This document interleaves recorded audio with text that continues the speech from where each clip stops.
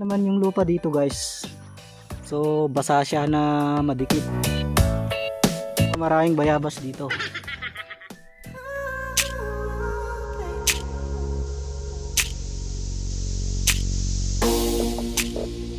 Good morning guys, welcome po sa ating panibago na namang vlogs. At ngayong araw, atin naman bibisitahin itong Isabela Thy Will Be Done dito sa bayan ng Cordon, Isabela. Tara, let's go!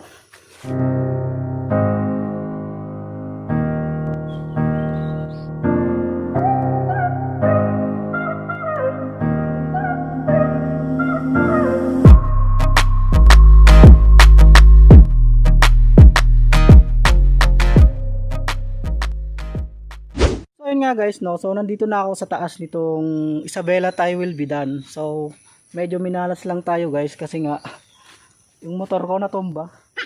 Isang minuto pa lang na tumalikod daw, natumba na siya. Yun, so anyway, okay lang yan kasi it's a part of a ride. Kita nyo naman yung lupa dito guys, so basa siya na madikit kasi nga umulan siya kagabi ng malakas kaya ganito. So ang alam ko kasi hindi siya umulan kaya pumunta ako dito. Yan, so tignan nyo yung gulong ng motor ko guys. Yan. Ayos. Pwede pang trail.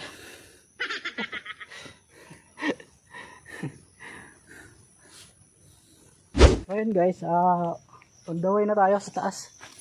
So nakikita nyo merong kubo-kubo rito. Pwedeng pagpahingaan pag merong mga bisita dito. Okay. Yun, so di ko na sinagad, pinataas yung motor ko kasi nga nahihirapan na siya guys. So iwan ko na doon.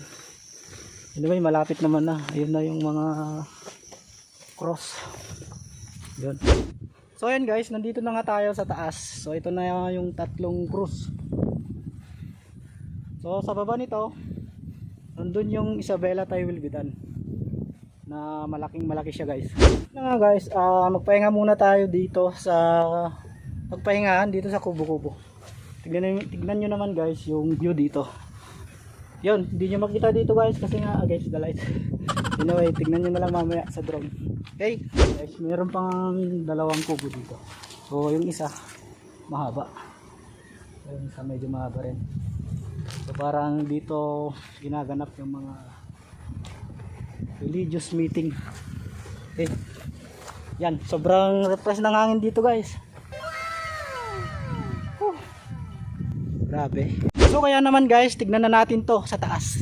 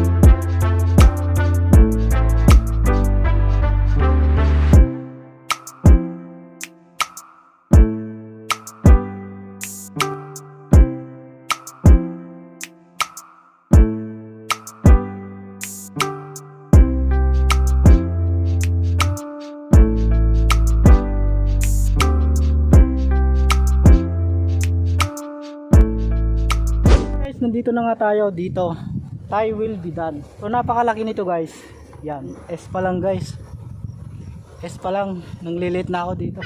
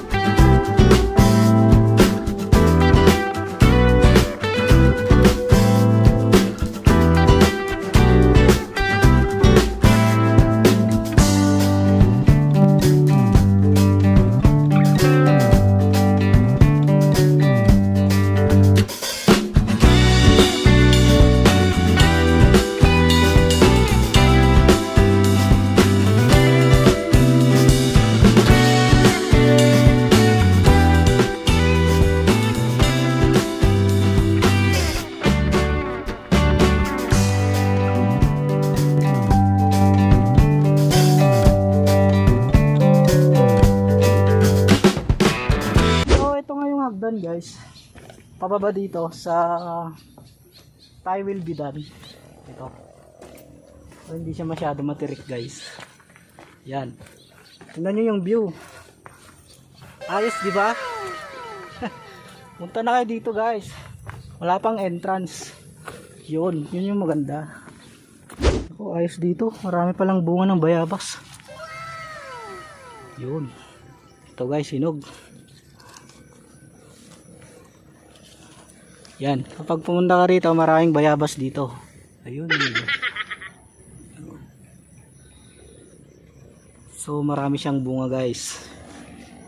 So, isa ito sa nagsisilbing silungan ng mga tumatambay rito.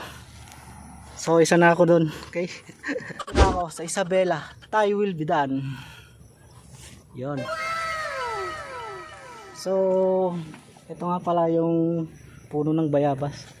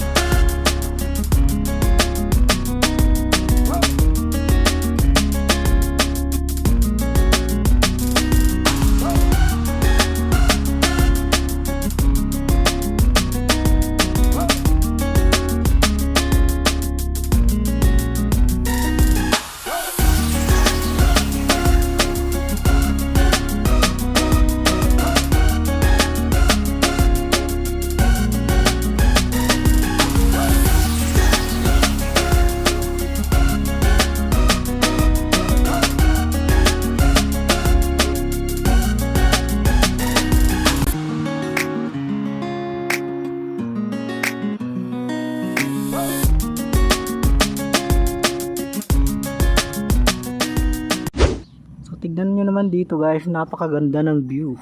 Yan. So, kitang kita itong mga bundok, itong mga